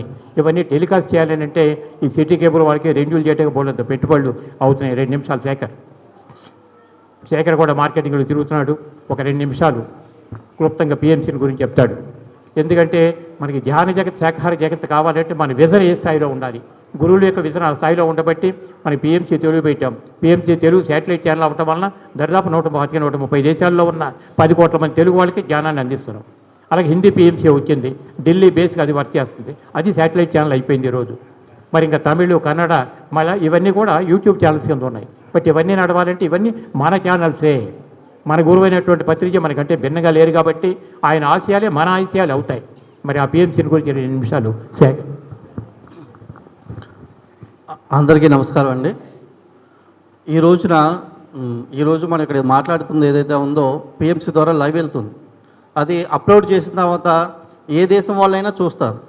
కాకపోతే ఏంటంటే ఒక 30 సంవత్సరాల క్రితం పత్రికారు 1992 ఆ ప్రాంతంలో మన కర్నూలులో సొసైటీ స్టార్ట్ చేసినప్పుడు ఆయన అప్పుడనేవారు ఒక శాటిలైట్ ఛానల్ కావాలని. ఎందుకంటే ఒకానొక వ్యక్తి ఆయన ఉద్యోగం చేస్తూ నా సమయం అనేది ఆయన ఒక మాట అనేవారు అనమాట. నేను ఇక్కడ ఆఫీసులో ఎందుకు ఉండిపోతున్నాను, నా సమయం అంతా కూడా ధ్యానం చెప్పడానికి ఉపయోగపడాలి కదా అని చెప్పేసి ఆయనకు ఒక ఆలోచన వచ్చి అప్పటికే 2 ఆడపిల్లలు ఫ్యామిలీతో చక్కగా ఉన్నారు. కానీ ఆ ఉద్యోగం రాజీనామా చేసి బయటకు వచ్చి కర్నూలులో ఆ బీవీ రెడ్డి గారి పిరమిడ్ కడితే అక్కడి నుంచి మన ప్రయాణం స్టార్ట్ అయ్యింది. అవునా కదా, 1992లో. అట్లా ఆయన ఆ రోజున సమయం ఇచ్చారు కాబట్టి ఈరోజు ఆ వరలక్ష్మి గారు విజయవాడలో ఆ చెన్నకేశ్వరరావు గారి దగ్గర పిరమిడ్ దగ్గరికి వచ్చి ధ్యానం చేసుకున్న ఇన్ని ప్రోగ్రామ్ జరిగినాయి అంటే ఫిజికల్గా చేయాల్సిన వర్క్ అంతా మనం చేసాం. కాకపోతే ప్రపంచ జనాభా 800 కోట్ల. ఎంతమంది అండి? 800 కోట్ల మంది రోజుకి పెరుగుతున్నారు తప్ప తగ్గట్లేదు. కాకపోతే ఏంటంటే పత్రికారికి ఆ రోజున్న కళ టెక్నాలజీ ద్వారా ముందుకు వెళ్ళాలి. ఏదైనా ఒక విషయం ఉంది. ఇప్పుడు ఈ రోజున యాడ్స్ చూస్తున్నారు. లలిత జ్యువెలరీ ఎంతమంది తెలుసండి? ఇక్కడ లలిత జ్యువెలరీ ఆ షాప్కి వెళ్ళారా? కానీ మీకు తెలుసు కదా అక్కడ ఒక వెళ్తే బంగారం కొంటామని. మరి అదే ఒక విషయం, ఒక థమ్స్అప్ యాడ్ కానీ, ఒక కోకోకోలా గురించి కానీ, వాట్ ఎవర్ ఏదైనా సరే ఒక ఛానల్లో టెలికాస్ట్ చేస్తే ఆ ప్రోడక్ట్ గురించి మీకు ఈజీగా తెలుస్తుంది. అవునా కదా? మీకు తెలియదంటూ ఏమీ లేదు. ఏదైనా ఒక కంపెనీ పెడుతుందంటే ఆ ప్రోడక్ట్ గురించి ఒకనొక అమితాబ్ బచ్చన్ చేత కానీ, ఇప్పుడు మాజా డ్రింక్ అమితాబ్ బచ్చన్ చేత అడ్వర్టైజ్మెంట్ ఇప్పిస్తున్నారు. అట్లా ఎందుకని? ఆ ప్రోడక్ట్ని మీకు సేల్ చేసుకోవడం కోసం. అట్లాగే ఈ ధ్యానం అనేది ఒకనొక మేడంకి ఆయన చెప్తే ఇంత ప్రోగ్రాము చూడండి, సంకల్పం ఎలా పెట్టారు, 108 చోట్ల 108 శాఖాహారాలు జరగాలని. అలా రాని వాళ్ళు 365 రోజులు ఇళ్లలో ధ్యానం జరగాలని ఎలాగైతే ఆవిడ సంకల్పం పెట్టారో అట్లాగే ఆయన కూడా ఒక సంకల్పం పెట్టారు, ఒక శాటిలైట్ ఛానల్ కావాలి అని చెప్పేసి. కానీ శాటిలైట్ ఛానల్ కావాలి అని అన్నారు, కానీ అది అంత ఆషామాషి కాదు. మా శేషగిరిరావు గారి అనుభవం విన్నప్పుడు, ఆయన ధ్యానంలోకి వచ్చినప్పుడు ఒక షాపు, ఆయన ఒక సంకల్పం పెట్టుకున్నారు, నేను ఒక 1000 మందికి ఎంప్లాయ్మెంట్ ఇవ్వాలి, ఒక 10 షోరూమ్లు రావాలి అని. మరి ఈరోజు అయినయా లేవా? అట్లాగే పత్రిక చెప్పినప్పుడు అందరికీ నవ్వొచ్చింది. గోవాలో ఒక మీటింగ్ పెట్టారు అప్పట్లో ఉన్న సీనియర్ మాస్టర్స్తో, కానీ అది తుస్సుమంది చెప్పారు పత్రిక, కానీ సంకల్పం అవ్వలేదు, ఆయన కోసం పెట్టుకోలేదు. అది 2017లో యూట్యూబ్ ఛానల్గా పెట్టాము. పెట్టిన తర్వాత ఆయన సంకల్పం శాటిలైట్ ఛానల్ కావాలన్నారు. ఆయన ఫిజికల్గా లేకపోయినప్పటికీ కూడా మన డిసెంబర్లో సెంట్రల్ గవర్నమెంట్ మనకు అప్రూవల్ ఇచ్చింది. మన ఏప్రిల్లో ఓన్ శాటిలైట్ ల్యాండ్తో వెళ్తున్నాము. ఆయన ఇప్పుడు లేరు, కానీ వర్క్ అవుతుంది. కాకపోతే ఏంటంటే ఛానల్ రన్ అవ్వాలంటే 6 కోట్ల రూపాయలు ఖర్చు వస్తుంది. ఇప్పుడు ప్రజెంట్ మనకున్న ఖర్చు 6 కోట్ల రూపాయలు. ఒక 18 లక్షల మంది 18 లక్షల రూపాయలు శాలరీస్ ఇవ్వడం. మన రైట్స్ తీసుకోవడానికి ఏ ఛానల్ అయినా సరే మినిమం కట్టాలి, 1 కోటి రూపాయలు కట్టాలి వాళ్ళకి. తర్వాత ఇప్పుడు ఏసీటీలో రావట్లేదు, వస్తుందా? రావట్లేదు. అలాగే ఇంకొక ఛానల్ ఉంది, ఏది బీసీఎన్ నెట్వర్క్. వీళ్ళకి డిస్ట్రిబ్యూషన్ అంటారు. వీళ్ళు మన ఛానల్ పైకి వెళ్ళిన తర్వాత కింద లిఫ్ట్ చేసి మీళ్ళలోకి వచ్చేది వాళ్ళే. ఒక ఏసీటీ ఎత్తు రావట్లేదంటే సుమారు 25 లక్షల రూపాయలు కట్టాలి విత్ ట్యాక్స్తో కలిపి. ఒక ఎయిర్టెల్ వస్తుంది, దానికి 44 లక్షల రూపాయలు కడతాం. అట్లా డిస్ట్రిబ్యూషన్కి 2,50 లక్షల రూపాయలు కడతాము. ఆఫీస్ మెయింటెనెన్స్కి కానీ దానికి 1.5 కోటి అవుతుంది. శాటిలైట్ రైట్స్కి ఎన్ని కలిపి 6 కోట్ల రూపాయలు ఖర్చు అవుతుంది. మీరు ఇచ్చే రూపాయి ఏదైతే ఉందో ఒక వ్యక్తిని ధ్యానంలో తీసుకురావడానికి, ఒక వ్యక్తి చేత మాంసం మానిపించడానికి ఉపయోగపడతాయి. అది గుర్తుపెట్టుకోండి. ఇందాక మన ఒంగోలులో ర్యాలీ చేసినప్పుడు టైమ్స్ ఆఫ్ ఇండియా వాళ్ళు ఒక సర్వే చేశారు. ఇండియా మొత్తం అంటే సౌత్ ఇండియా, నార్త్ ఇండియా అంటారు.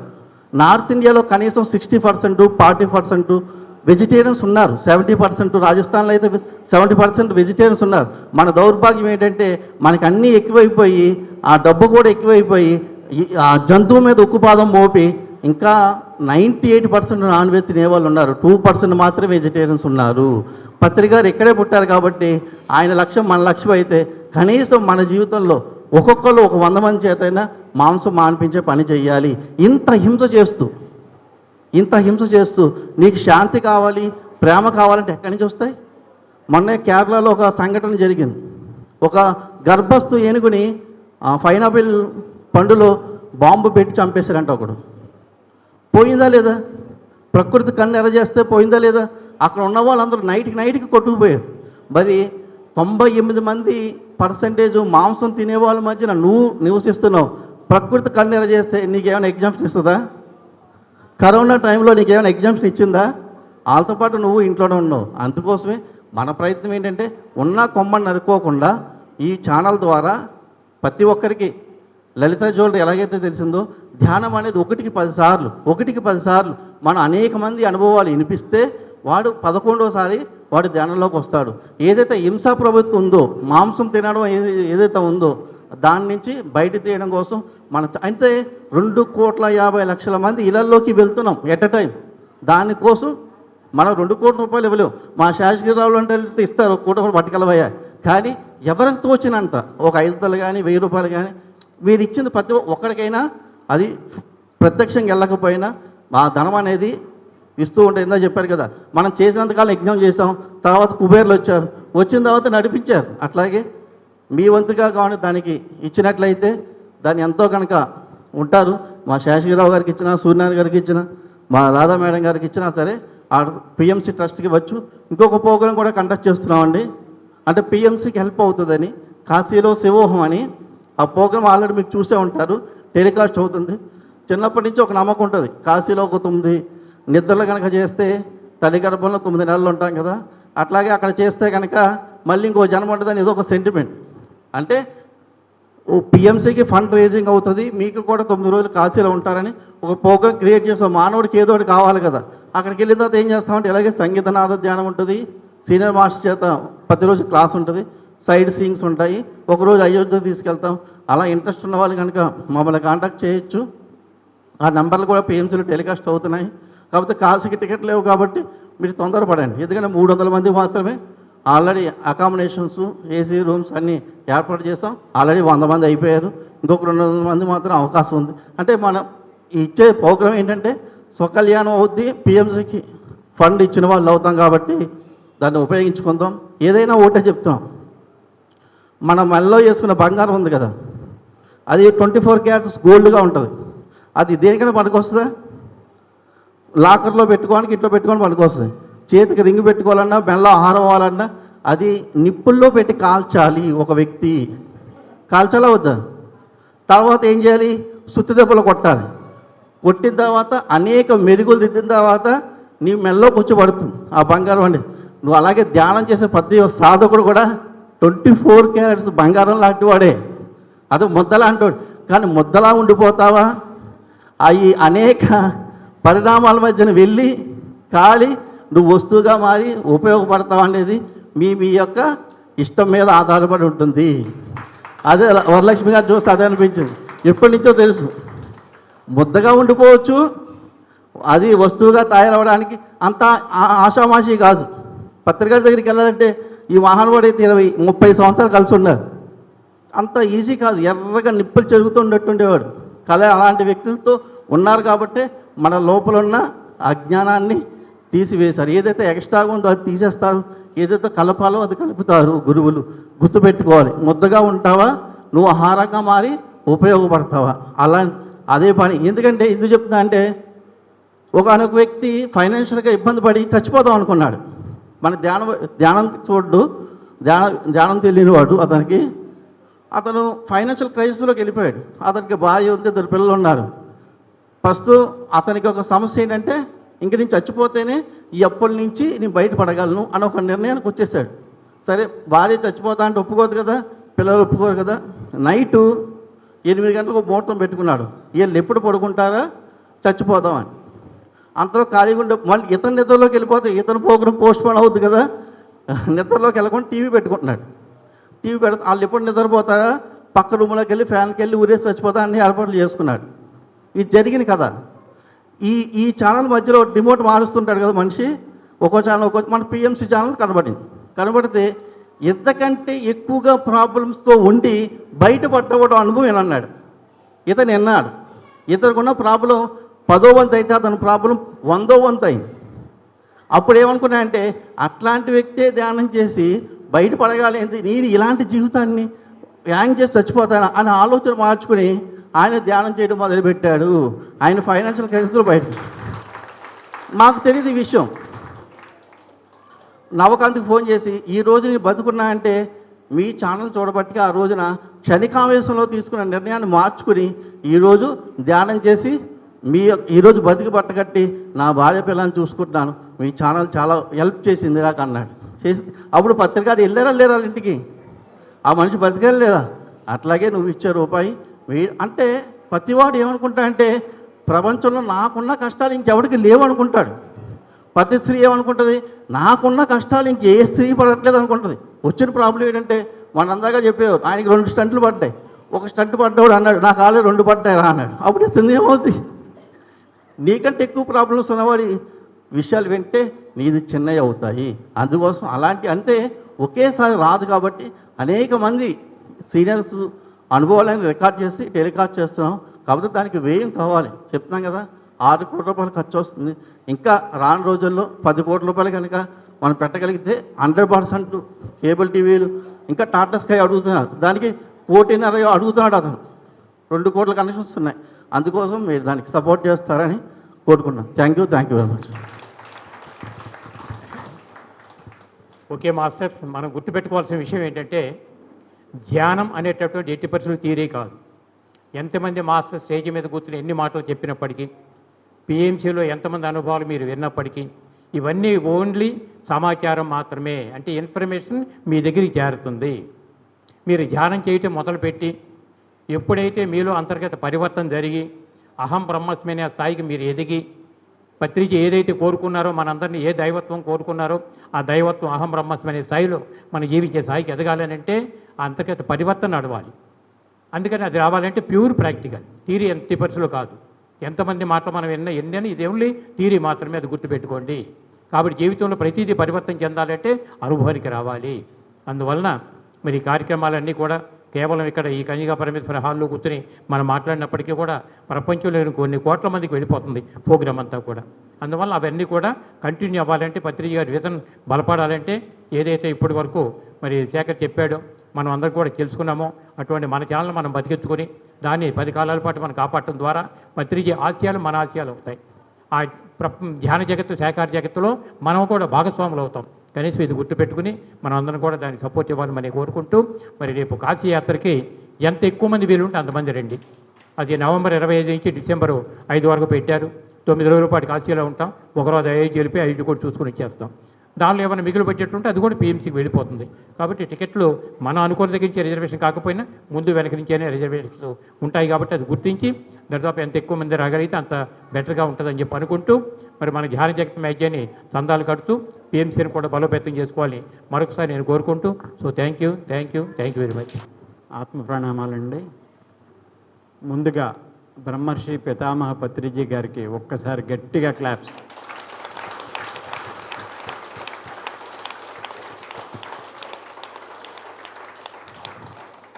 Thank you. ఒక్కసారి గౌతమ్ బుద్ధుల వారిని ఒకసారి తలుచుకుందాం. నేను చెప్పిన విధంగా ప్రతి వాళ్ళు కూడా 2 సార్లు చెప్పవలసిందిగా కోరుతున్నాను. బుద్ధం శరణం గచ్ఛామి.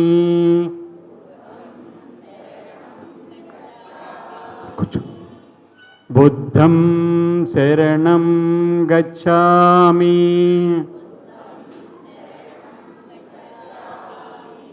ధర్మం శరణం గచ్ఛామి. ధర్మం శరణం గచ్ఛామి. సంఘం శరణం గచ్ఛామి. సంఘం శరణం గచ్ఛామి. జ్ఞానం శరణం గచ్ఛామి. ధ్యానం శరణం గచ్ఛామి.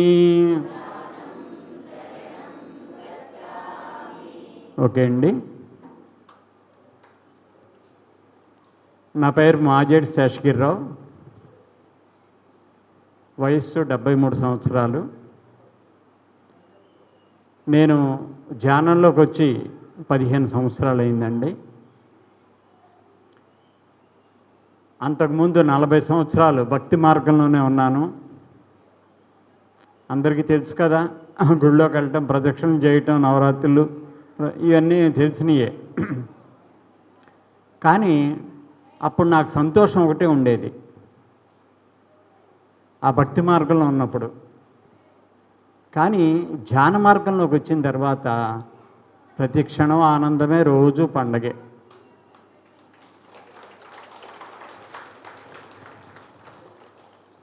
ఇక్కడున్న వాళ్ళలో ఎవరూ తక్కువ కాదండి. నేను చెప్పేది ఏంటంటే ఏది మానినా కూడా ధ్యానం మాత్రం మానద్దండి. ధ్యాన కుటుంబాలుగా తయారవ్వాలని నేను మనస్ఫూర్తిగా కోరుకుంటున్నాను. మనకున్న పొలాలు కానీ, బ్యాంక్ బ్యాలెన్స్ కానీ, స్థలాలు కానీ ఏమీ మనతో రావు. మరు జన్మలోకి రావాలంటే ఈ ధ్యాన మార్గం ఒకటే వస్తుంది. నేను ఒకసారి 2 వీలర్ మీద నేను నా మిస్సెస్ కొత్త బస్ స్టాండ్కి వెళ్తున్నాం ఏలూరులో. శ్వాస మీదే ధ్యాస అన్న బోర్డు చూశానండి. ఏంటిది పదం కొత్తగా ఉంది అని చెప్పి వెళ్ళటం జరిగింది. లోపలికి వెళ్ళేప్పటికి భీమవరం తటవర్తి వీర్రాఘవరావు క్లాస్ జరుగుతోంది, 3 డేస్ క్లాస్. ఇంకా లోపలికి వెళ్ళి సరే ఇంకా బస్కి ఇంకా టైం ఉంది, ఎవరో రిసీవ్ చేసుకోవడానికి వెళ్ళాము సెండాప్కి. సరే ఇంకా వెళ్ళి ఆ పని చూసుకుని వచ్చేసి మళ్ళీ కూర్చుండిపోయాం. ఇంకా అక్కడ అతుక్కుపోయాం అంతే. తర్వాత అక్కడి నుంచి ఇంటికి రావటం, వెంటనే ఇంటిపైన పిరమిడ్ కట్టేయటం, తర్వాత మా షాపుల్లో క్లాసులు పెట్టేయటం, ఇవన్నీ కూడా. తర్వాత కిందేమో ఇది మా ఇంటి దానిలోనే కేర్ సెంటర్ ఓపెన్ చేయటం, లైబ్రరీ పెట్టడం, ఇవన్నీ కూడా వెంటనే జరిగిపోయినాయి. మరి ఆ మహానుభావుడు మా ఇంటికి 5-6 సార్లు రావడం జరిగింది. మరి వశిష్ఠ గౌతమి పేరవరం, అది తూర్పుగోదావరి జిల్లా, మనది పశ్చిమ గోదావరి జిల్లా. మరి మన గురించి మనకన్నా కూడా పత్రి సార్కి ఎక్కువ తెలుసు. అక్కడ అంతమంది సీనియర్స్ ఉండగా నన్ను ఏలూరులో నువ్వు పేరవరం వశిష్ఠ గౌతమి పిరమిడ్కి అన్నదానానికి చైర్మన్గా ఉండాలయ్యా అన్నారు. నాకు ఇప్పటికే ఆశ్చర్యంగానే ఉంటుంది. మహాప్రసాదం అని చెప్పాను. నా తుది శ్వాస వరకు తప్పకుండా మీరు చెప్పింది చేస్తానని చేయటం జరుగుతోంది. మరి ఏలూరుకి టౌన్ ప్రెసిడెంట్గా కూడా ఉండమని చెప్పడం జరిగింది. అదే కంటిన్యూ చేస్తున్నా నేను. జిల్లా ప్రెసిడెంట్గా మొన్నటిదాకా ఎర్నేని ప్రసాద్ గారు ఉండేవారు. ఇప్పుడు తాడేపల్లిగూడెం వెంకటేశ్వరరావు గారు తర్వాత వారికి బాధ్యత స్వీకరించడం జరిగింది. మీ అందరికీ నేను చెప్పేది ఏంటంటే, ధ్యానం వల్ల మనం ఏ పని చేసినా కూడా లాభం లేకుండా చెయ్యం. ఒప్పుకుంటారా? మరి ధ్యానం వల్ల లాభాలు ఏంటి అనేది నేను కొంచెం సింపుల్గా చెప్తాను. ముందు మనశ్శాంతిగా ఉంటుందండి. తర్వాత ప్రతి వ్యక్తికి 50,000 నుంచి 80,000 ఆలోచనలు వస్తాయండి. ప్రతి వ్యక్తికి కళ్ళు తెరిచినప్పటి నుంచి మళ్ళీ పడుకునే వరకు 50,000 నుంచి 80,000 ఆలోచనలు వస్తాయి. అమ్మో అనుకుంటాం. మరి అన్ని ఆలోచనలు వస్తున్నాయి కాబట్టి అనారోగ్యానికి కారణం ఏంటి? ఆలోచనలు. మరి హాస్పిటల్స్ అన్నీ నిండిపోతున్నాయి ఏంటి? ఆలోచనలు, టెన్షన్. ప్రతి వ్యక్తికి కూడా ఆ విధంగా ఉంది. మరి ధ్యానంలోకి వచ్చిన తర్వాత మరి పత్రి సార్ గారితో చాలాసార్లు మరి జరగటం జరిగింది. నాకున్న డౌట్స్ కూడా ఆయన చాలా క్లియర్ చేశారు, 100% చేశారు. సహనమే ప్రగతి, తర్వాత చాలా శాంపుల్ చెప్పారండి. అవన్నీ కూడా నేను ఈ రోజుకి వచ్చి కూడా ఆచరణలో పెడతానండి. నేను సంవత్సరాల కష్టపడి మరి ఆలోచనలు లేకుండా ఉండే స్థితికి తీసుకొచ్చుకున్నాను. నా బ్రెయిన్లో ఏ ఆలోచనలు ఉండవు. 5 సంవత్సరాల పిల్లలు ఎలా మాట్లాడితే ఎలా ఉంటారో నాకు కూడా ఏం ఆలోచనలు ఉండవు. నైట్ టైము 2 సెకండ్లో నిద్రలోకి వెళ్ళిపోతానండి. నాకు ఇన్ని వ్యాపార సంస్థలు ఉన్నా కూడా ఏ ఆలోచనలు ఉండవు. ఎందుకంటే మరి చాలామంది ధ్యానానికి వచ్చేవాళ్ళు, మా ఇంటికి వచ్చేవాళ్ళు కేర్ సెంటర్కి వస్తారు. ఏమండి నాకు ఆలోచనతోటి 12 అయిపోతుంది, 1 గంట అయిపోతుంది, 2 అయిపోతుంది, నాకు ఇలా అనేటప్పటికీ దానికి చెప్తూ ఉంటాను అన్నమాట. ఈ విధంగా మరి ఎవరైతే సాధన చేస్తారో వాళ్ళు అద్భుతంగా ఈ స్థితికి వస్తారు అని చెప్పడం జరుగుతుందండి. తర్వాత మనస్సు ప్రశాంతంగా ఉంటుంది, ముసలి రూపు లేటుగా వస్తుంది, ఆయుష్ పెరుగుతుంది, భయం ఉంటే పోతుంది, పాజిటివ్ థింకింగ్లో ఉంటాము. మరి స్టూడెంట్స్ అయితే కనుక వాళ్ళ యొక్క గోల్ రీచ్ అవుతారు. నేను ఇప్పటికీ కూడా కాలేజీకి వెళ్ళి చెప్పడం జరుగుతుంది నా బిజినెస్ చూసుకుంటూ. మరి 4 ఆదివారాల క్లాసులు ఉన్నాయి ఏలూరులో. పౌర్ణమి క్లాసు, అమావాస్య క్లాసు, ఇవన్నీ కూడా జరుగుతున్నాయి. గత 6 సంవత్సరాలుగా శాకాహార ర్యాలీలో కూడా చేస్తున్నాము ఏలూరులో. ప్రతి ఆదివారం ఉదయం 7 గంటల నుంచి 9 గంటల వరకు. మేము అసలు మిస్ అవటం అంటే ఉండదండి. ఒక 15 మంది 20 మంది ఒక ఏరియా సెలెక్ట్ చేసుకుని ఒక 2 గంటల సేపు పాంప్లెట్స్ ఇచ్చి, బాబు ధ్యానం చేసి స్లమ్ ఏరియాలకు వెళ్ళిపోతామండి, క్లాస్ ఏరియాలకు వెళ్ళాం. కారణం ఏంటంటే మనకి టైం వేస్ట్ అయిపోద్ది. అపార్ట్మెంట్లో ఎన్ని ఎక్కి వాళ్ళ టీవీలు చూస్తుండి తలుపులు తీగిపోవడం. అందుకని స్లమ్ ఏరియాలు సెలెక్ట్ చేసుకొని ప్రతి వాళ్ళకి పాంప్లెట్ ఇచ్చి కాయగూరలు భోజనం చేయండి, ధ్యానం చేయండి అని చెబుతూ ఉంటే వస్తుందండి ఎనర్జీ. చెప్పటానికి వీల్లేదు, మాటల్లో చెప్పలేం. మొన్న ఆగస్టు 15 కూడా ఇక్కడ శాఖాహార ర్యాలీ చేయటం జరిగింది. మీ అందరికీ నేను చెప్పేది ఏంటంటే ప్రతి వాళ్ళకి టైం లేదు అంటూ ఉంటారు. కానీ ఈ ధ్యానం క్లాసులకి తర్వాత శాఖాహార ర్యాలీలకి తప్పనిసరిగా అటెండ్ అవ్వాలి. ముందుగా తెలుస్తుంది కాబట్టి ఫ్లైర్ ఉంటుంది. మన సంసార బాధ్యులు ఇప్పుడు సార్ ఏం చెప్పారు, మధ్య మార్గంలో ఉండమన్నారు, ఏం వదిలేసి తిరగమల్లా. ఇప్పుడు నా వ్యాపార సంస్థను నేను చూసుకుంటున్నా, నా సంసార కార్యక్రమాలు చూసుకుంటున్నాను, ఈ కార్యక్రమాలన్నింటికి వెళుతున్నాను. ఎన్నైనా సాధించవచ్చు, ఎన్నైనా చేయొచ్చు మనిషి తలుచుకుంటే. మరి ఈ విధంగా పత్రి సార్ నన్ను చాలా మోటివేట్ చేశారు. ప్రతిరోజు కూడా 50 సార్లు పైనే తలుచుకుంటాను. ఏ పని చేసినా సార్ను గుర్తుపెట్టుకుంటూనే ఉంటాను నేను, అసలు మర్చిపోనండి. తర్వాత ఈ యొక్క నేను ఫస్ట్ అరగంటతో మొదలెట్టానండి ధ్యానం. అలా 26 గంటల వరకు 4 గంటలు, 6 గంటలు, 8 గంటలు, 10 గంటలు, 12 గంటలు అలా అద్భుతమైన శక్తిని సంపాదించుకోవడం జరిగింది. పోయిన సంవత్సరం 240 రోజులు అంటే 8 నెలలు పగలంతా నా షాపులు చూసుకోవటం, రాత్రంతా ధ్యానంలో కూర్చోవటం. నడుము వాల్చల 240 రోజులు కూడా నడుము వాల్చల. మా పిల్లలకు కూడా 22 రోజులు అయిన తర్వాత మా అబ్బాయికి కోడలికి చెప్పాను. వాళ్ళు కంగారు పడతారు కదా, అయితే నాన్న 22 రోజులు అయింది ఇప్పటికి వచ్చి, అమ్మ నేను కూడా కంటిన్యూ ధ్యానంలోనే ఉంటున్నాము, అద్భుతమైన శక్తి వస్తుంది అని వాడికి చెప్పడం జరిగిందండి. అలా తను 100 రోజులు చేసింది. తర్వాత నేను 6 నెలలు అనుకుని నేను 8 నెలల వరకు చేయటం జరిగింది. ప్రస్తుతం 2 గంటలు పడుకుని మిగతా టైం అంతా కూడా ధ్యానంలో గడుపుతున్నాను. చిన్న ఆవలింత కూడా రాదు. మరి మా షాపులో అయితే 6 గంటలు 8 గంటల సేపు స్టాండింగ్లోనే ఉంటాను. లిఫ్ట్ ఉన్నా కూడా లిఫ్ట్ కూడా ఎక్కను. ఈ శక్తి అంతా ఎక్కడి నుంచి వస్తుంది?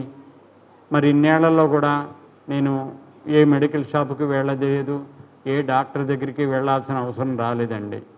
మరి దీనిలో కూడా ఎవరు తక్కువ వాళ్ళేం కాదు.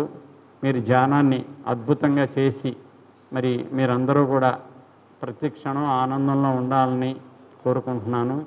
తర్వాత మరి వరలక్ష్మి గారు సామాన్యంగా కాదు, ఎంత పట్టుదల అమ్మాయికి చెప్పడానికి వీల్లేదు. ఏ డౌట్లు వచ్చినా అడుగుతూ ఉంటుంది. వాళ్ళ ఆంటీ గారిని నన్ను అడుగుతూ ఉంటుంది. చక్కగా ముందుకెళ్ళమ్మా అంటూ ఉంటాం. మాకు అవకాశం ఉన్నంత వరకు సపోర్ట్ చేస్తూనే ఉంటాం. ఎందుకంటే మనం చేస్తూ వాళ్ళకు కూడా సహకరించాలి. ఆ విధంగా చేస్తూ ఈ విధంగా ఉన్నామండి. మరి థ్యాంక్ యూ.